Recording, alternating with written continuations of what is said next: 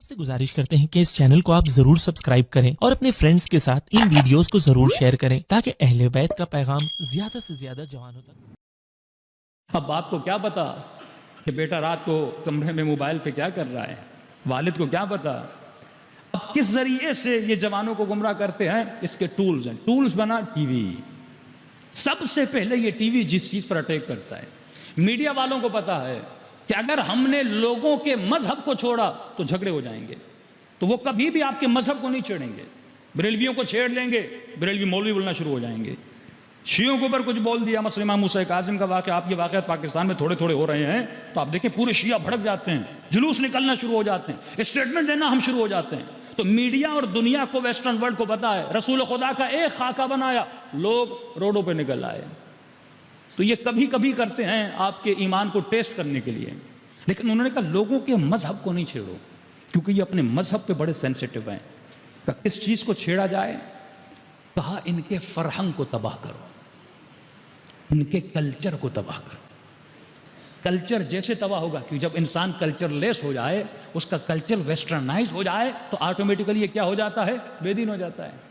اب اسلام آباد یا بڑے شہروں میں آپ چلے جائیے، لبنان وغیرہ دوسری جگہ پہ خاتون دیکھیں گے اس نے اسکارف بھی پہنا ہوا ہے، لیکن اس نے اوپر سے ٹائٹ شرٹ اور نیچے سے ٹائٹ جینز پہنی ہوئی ہے۔ تو اس نے کیا کر دیا؟ اس کے کلچر کو مس کر دیا، جو کلچر اسلامی کلچر تھا، جو تصور حجاب تھا۔ یعنی اسکارف جو یہ خاتون پہنتی، اس اسکارف کو شریعت کا جز نہ بناؤ، کلچر کا جز بنا دو۔ یعنی اسکارف فیشن میں آ جائے۔ اتنے سالوں سے مولانا بول رہے تھے بھائی داڑھی رکھو، داڑھی رکھو، داڑھی رکھو، کوئی رکھ نہیں رہا تھا، لیکن جب کسی بڑے ایکٹر نے داڑھی رکھنا شروع کر دی تو فیشن میں آ گیا نا۔ اب جب فیشن آ گیا ہر کوئی رکھ رہا ہے، اور خوش بھی ہو رہا ہے کہ فیشن کا فیشن بن گیا، مذہب کا مذہب بن گیا۔ تو ایسی داڑھی پہ اہل بیت لعنت بھیجتے ہیں جو اللہ کے لیے نہ ہو، کسی ایکٹر کے لیے رکھی جائے۔ ہاں، کلچر مت بناؤ دین کو، وہ کلچر کے ذریعے سے وارد ہوتے ہیں، تمہاری نسلوں کو تباہ و برباد کر دیتے ہیں، بچیوں کے حیا کو تباہ و برباد کر دیتے ہیں، جوانوں کی غیرت کو تباہ و برباد کر دیتے ہیں۔ کہ میں نے کئی سال پہلے آپ کو مثال دی تھی کہ ایک آئی کانٹیکٹ کا جو تصور یونیورسٹیز میں، مختلف بچے جو یونیورسٹی میں پڑھتے ہیں کہ بیٹا کانفیڈنس پیدا کرنا ہے تو آئی کانٹیکٹ ہونا چاہیے۔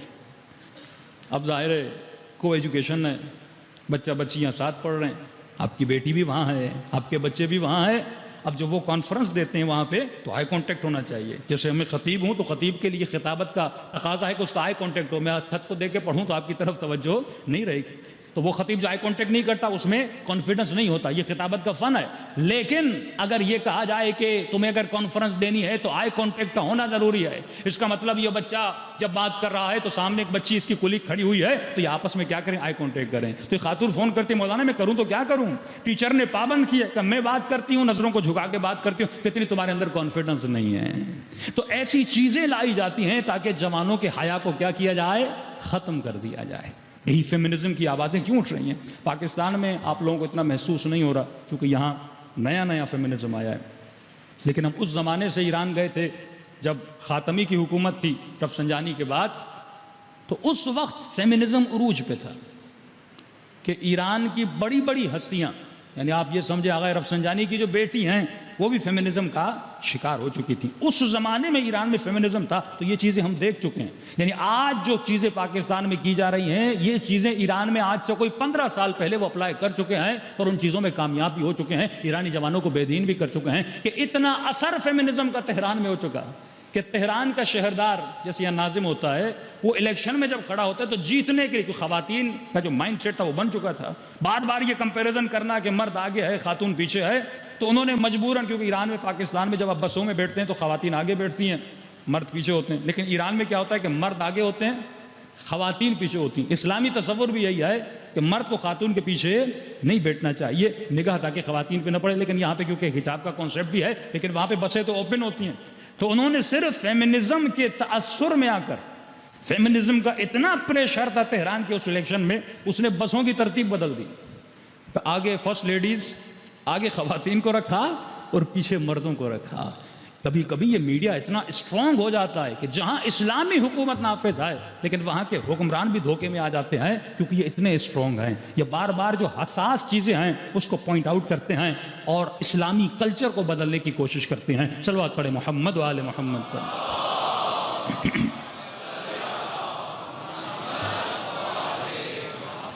ان چیزوں پہ غور ہونا چاہیے. وہ زمانہ گزر گیا کہ ہم صرف مجلسوں کے ذریعے لوگوں کی ہدایت کریں. آپ کا بچہ کتنے گھنٹے مجلس میں آتا ہے؟ 1 گھنٹہ 2 گھنٹہ. ہمارے یہاں اگر شیعہ چینلز بنا بھی رہے ہیں تو نیوز چینل بنا رہے ہیں. تو نیوز کو کتنے گھنٹے دیکھے گا؟ اور اس میں آپ شیعہ پیور نیوز چلانا بھی چاہو تو ساری سینسر ہو جاتی ہیں. فرقہ واریت میں بات چلی جاتی ہے, لپیٹ سپیٹ کر آپ کو بات کرنی پڑتی ہے. لیکن سوال یہ ہے, میری ماں, میری بہن, میری بیٹی, اس کی انٹرٹینمنٹ کیا ہے؟ اصل جس کو تربیت کرنی ہے, جس کے اندر معرفت النفس ہونی چاہیے, وہ خاتون ہے. وہ آپ کے بچوں کو پالے گی, وہ آپ کے بچوں کو بڑی کرے گی. لیکن اس کی تربیت کہاں سے ہونی ہے؟ وہ 6-6 گھنٹے 4-4 گھنٹے ڈیلی کوئی نہ کوئی ڈرامہ دیکھتی ہے. آپ کے بچے کوئی نہ کوئی کارٹون دیکھتے ہیں. تو آج تک کسی مومن کو یہ خیال کیوں نہیں آتا؟ ہمارے انویسٹرز نے بینک پاکستان میں بنا دیے, مختلف کمپنیاں بنا دیں, اس میں ان کا فائدہ ہے. لیکن تم نے کون سا ایسا بزنس کیا جس میں قوم کا فائدہ ہو؟ کون سا ایسا بزنس کیا جس میں قوم کے بچے اور جوانوں کا فائدہ ہو؟ نیوز چینلز ہیں ہمارے شیعوں کے ماشاءاللہ, لیکن کوئی ڈرامہ چینل نہیں ہے. یہ تصور ہی نہیں ہے نا. ظاہر ہے جب تم گیپ رکھو گے, اب ان کے ہوتا کیا ہے, لوگوں کو پتہ نہیں ڈرامے بنتے کیسے ہیں. رائٹر جو ڈرامہ لکھتا ہے, پاکستان کا مشہور رائٹر ٹی وی پر آ کر کہتا ہے کہ اس وقت 90% جو رائٹرز ڈرامہ لکھ رہے ہیں ان پر فیمنزم کا قبضہ ہے. کہ میں نے کل آپ کو مثال دی تھی کہ ایک خاتون کو اگر کسی ڈرامے میں تھپڑ لگایا جائے تو وہ سین آج کاٹ دیا جاتا ہے کہ اس سے تشدد نہ بڑھے, کہیں مرد یہ نہ سیکھیں کہ خاتون کو تھپڑ مارا جاتا ہے. لیکن اسی ڈرامے میں یہ بھی دکھایا جاتا ہے کہ ایک مرد شراب پی رہا ہے, لیکن اس سین کو کاٹا نہیں جاتا. یعنی شریعت کا درد کم ہے, لیکن ویسٹرن جو مائنڈ سیٹ ہے اس کو بڑھا. اب فیمنزم ایک نعرہ ہے جس کا مقصد یہ ہے کہ خواتین کی آزادی. آزادی کا مطلب کیا ہے؟ اسے جاب بھی کرنے دو, اسے باہر نکلنے بھی دو, اسے اپنی مرضی سے دوستیاں کرنے دو, اسے اپنی مرضی سے نامحرموں کے ساتھ تعلق بنانے دو. اور جو بل آپ کو منظور کر کے دیا جا رہا ہے, آج لوگوں کو احساس نہیں ہو رہا, لیکن آج کل یہ ہو جائے گا. اس خاتون کی حمایت میں لوگ نکل آتے ہیں. اگر غیر تعلق بنایا, ایران میں اس کو کہا جاتا ہے وائٹ میرج, ازدواج سفید, بغیر نکاح کے ایک مرد اور خاتون تعلق بنائے اور کہیں پہ رہیں, کوئی اس کو کچھ بھی نہ کہے, ایسا ماحول کریٹ کیا جا رہا ہے. کس کے ذریعے سے؟ اسی میڈیا کے ذریعے سے. اس کا موٹیو کون ہے؟ میڈیا ہے. اب ظاہر ہے آپ کا بچہ دیکھے گا, آپ کی بچی دیکھے گی, اس کے اندر سے جتنا ریپیٹڈلی یہ دیکھا جائے گا, اس کے سب کانشیس میں آ جائے گا کہ یہ کوئی بری بات نہیں ہے. بھئی آپ کا بچہ جھوٹ بولتا ہے تو والد ٹوکتا ہے نا کہ بیٹا جھوٹ مت بولو, بری بات ہے. کوئی غیبت کرے, والدہ ٹوکے غیبت نہیں کرو, بری بات ہے. لیکن گھر میں جھوٹ بولا جائے, آپ بچے کو ٹوکے نہیں, جب وہ بڑا ہو جائے گا تو اس کے لیے جھوٹ نارملائز ہو جائے گا. کہ جھوٹ بولنا کوئی بری بات نہیں ہے.